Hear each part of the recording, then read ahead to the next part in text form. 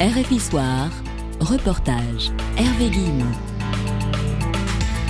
RFI Soir, reportage. Un médiateur norvégien a rencontré aujourd'hui à Colombo des représentants de la rébellion tamoule au Sri Lanka. Objectif, ramener à la table des négociations les parties du conflit sri-lankais, gouvernement et tamoul. Sophie Marceau, bonsoir. Bonsoir. Vous revenez justement du Sri Lanka, vous y avez couvert les élections. Le seul guide touristique sur Jaffna, on le doit à un Français, le photographe et éditeur Philippe Fabry, qui vit au Sri Lanka depuis 8 ans.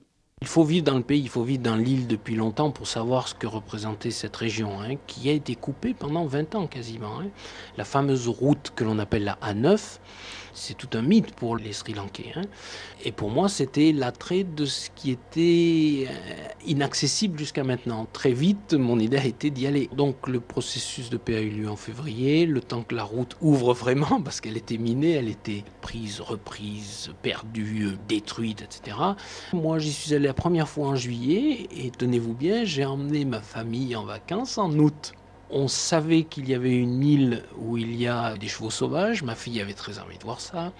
Mon fils m'avait dit, mais la guerre, les chars, vous savez, les garçons, ça les intéresse de voir un petit peu ces choses-là. Moi, j'avais plusieurs sites que je voulais voir. J'ai eu beaucoup de difficultés à trouver ces sites-là.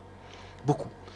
Et donc j'ai pris des notes pour moi en disant ça me servira si je dois revenir. J'ai pris des notes et je me suis aperçu qu'il n'y avait pas que les quelques sites que j'avais envie de voir, il y en avait des dizaines d'autres. Et j'ai fait d'autres voyages par la suite en me disant et si je mettais tout ça ensemble pour d'autres voyageurs qui auraient envie de découvrir la région.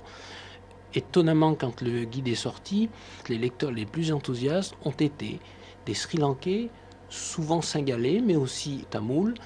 Les Tamouls parce qu'ils recherchaient leur histoire, leur passé, et les Singalais parce que c'était aussi et leur jeunesse pour beaucoup, et des endroits où ils étaient allés où ils n'avaient pas eu l'occasion de retourner, et qui étaient fascinés par cette possibilité maintenant d'aller à Jaffna.